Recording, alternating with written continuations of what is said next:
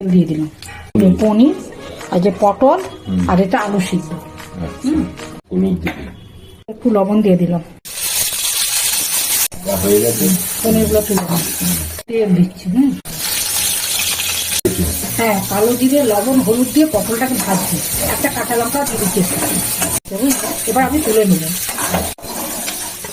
আবার তেল দিবি। হ্যাঁ, ওটা কি? জিরে আছে, আদা আছে, কাঁচা লঙ্কা আছে আর শুকনো লঙ্কা আছে, একটা পেস্ট করে নিয়েছি।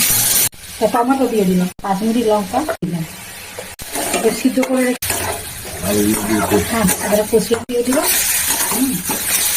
রসমালাই গাছে জল দিয়ে দিচ্ছি। এবার এটা ফুটুক, তারপরে পনিরগুলো দেবো, এগুলো দিয়ে দিচ্ছি। একটু কাঁচা লঙ্কাও দিয়ে দেবো, মশলা দেবো,